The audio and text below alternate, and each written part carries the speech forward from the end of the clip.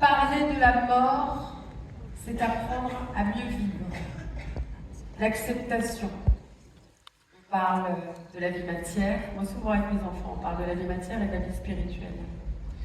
Anna Jean-Claude accompagne son peur, ancien RH devenu Tanadoula. Donc, je vois déjà Jackie qui demande à Michel qu'est-ce que c'est que la Tanadoula. Je vois déjà Jonathan qui est sur ChatGPT, patienter.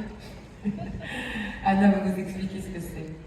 Anna accompagne des personnes en fin de vie, ainsi que leurs proches. Elle œuvre à remettre la mort dans la vie, sans tabou, sans peur, avec humanité.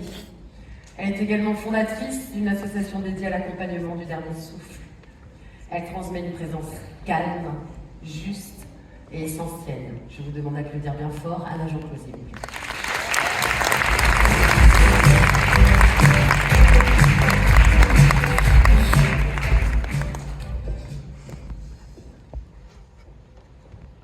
J'ai 4 ans. J'ai 4 ans et je dors dans mon lit, tranquillement, profondément. Tout à coup, je ne peux plus respirer. Je me sens étouffée. Je suis étouffée. Une main s'est abattue sur ma bouche. Je ne peux pas crier, je ne peux pas bouger. Une main qui me paraît immense. Je sens le souffle qui quitte mon corps petit à petit. Je sens que mon esprit, ma conscience s'évade dans un entre-deux. Je ne sais pas où je suis.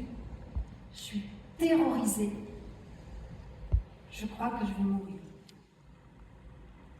Cette scène, je l'ai vécue plusieurs fois, souvent, entre 4 ans et 10 ans. Le plus difficile n'était pas ce qui venait après, parce que ça, je sais que je pouvais y survivre. Quoi qu'il arrive, je savais surmonter cette épreuve.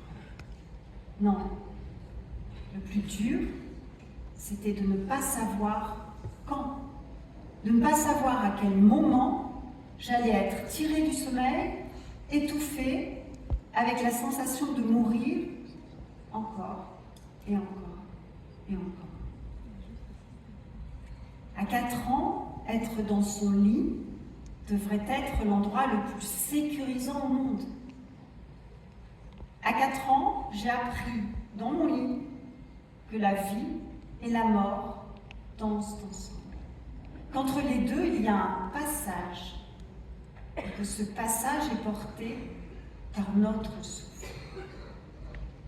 J'ai appris aussi à m'échapper de mon corps, à partir, à m'évader ailleurs.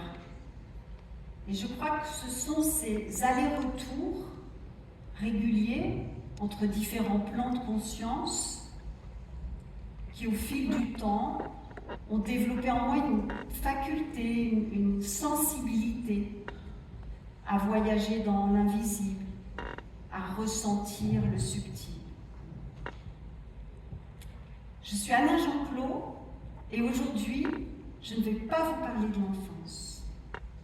Je vais vous parler du souffle et de la faim. Vous savez, cette faim dont on ne veut pas parler, celle que l'on nie, que l'on tient à distance, que l'on tente de garder le plus loin possible.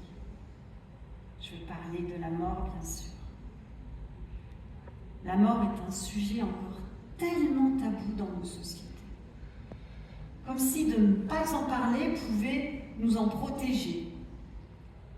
Alors moi, j'aime bien dire que parler de la mort n'a jamais tué personne. Au contraire.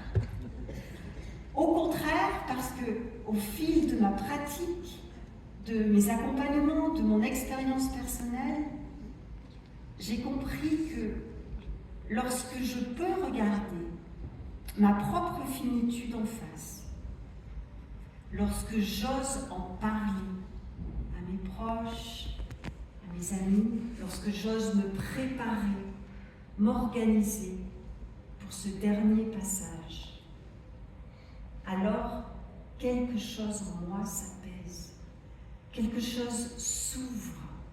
Je peux enfin extraire le beau, le précieux, le magique de la vie. La vie est précieuse.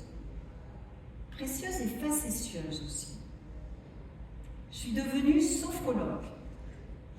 C'est moi qui apprends aux autres à respirer, à trouver leur propre souffle, leur propre rythme. Alors que j'ai passé mon enfance à manquer d'air et à être étouffée. L'univers est merveilleux.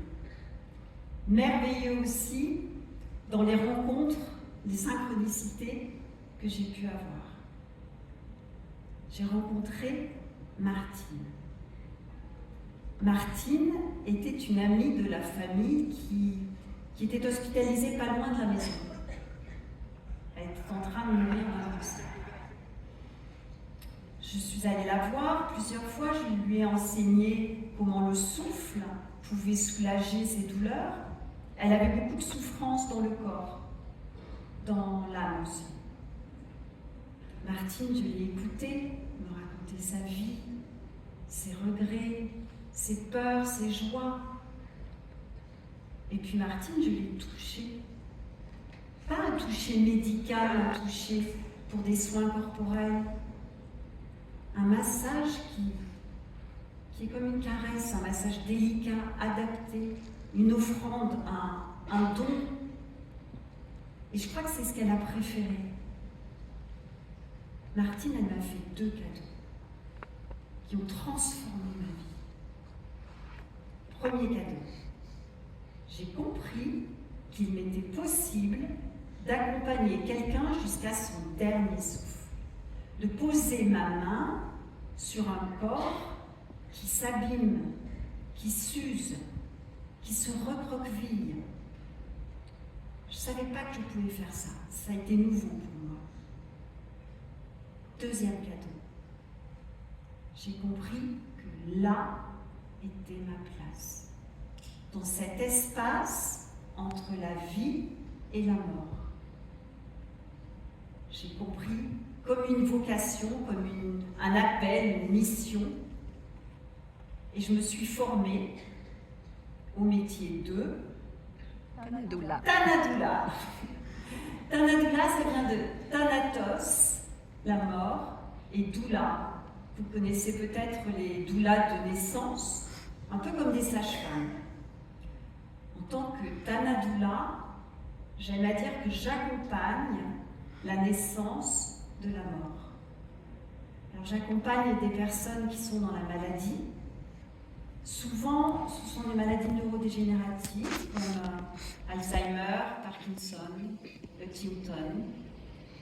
J'accompagne ceux qui partent et puis j'accompagne ceux qui restent, ceux qui sont dans le deuil. J'ai voulu aller plus loin. J'ai voulu retransmettre, offrir ce que j'avais compris, ce que Martine m'avait enseigné, ce que mon métier m'avait appris. Alors j'ai créé une association et tout naturellement, cette association, je l'ai appelée la grâce du dernier souffle. Au sein de l'asso, nous proposons une formation. Parce qu'accompagner quelqu'un, un proche, jusqu'à la mort, c'est difficile. La mort, c'est chaotique, inattendu. Quoi dire, quoi faire? Au sein de cet assaut, nous enseignons l'art du toucher. Comment poser une main sur un corps fragilisé. L'art du souffle. Comment apaiser, s'apaiser, apaiser l'autre. L'art de la parole, poser un mot juste, apaisant, rassurant. Et puis l'art de se taire. Parce que parfois, le meilleur accompagnement, c'est d'être en présence, dans le silence, dans l'amour. Alors vous l'avez compris, le souffle a été pour moi un outil de résilience, de transformation. Le souffle a coloré toute ma vie. Enfant, j'étais étouffée, puis j'ai appris aux autres à respirer. Maintenant, je les accompagne jusqu'à leur dernier souffle. Et cette thématique, nous en parlons très souvent au sein de notre association tous les mois, car nous organisons des cercles de parole intitulés « Paroles de vivants », où chacun est le bienvenu pour raconter son histoire ou simplement vouloir se préparer à ce dernier passage. Respirer en conscience, c'est être dans le présent, c'est s'incarner dans la seconde que nous vivons, c'est nous laisser être transformés, malaxés, alchimisés par tout ce que la vie a à nous apporter. La vie est précieuse, trépidante, difficile parfois, magique, unique. Et nous sommes tous vivants jusqu'à notre dernier souffle. Alors vivons. Je suis Anna Jean-Claude et je suis venue du Brésil il y a quelques heures. Ça a été ma forme de résilience pour vous rejoindre ce soir. Avec les avions. Ça a été un petit peu compliqué. Je suis honorée d'être là devant vous aujourd'hui.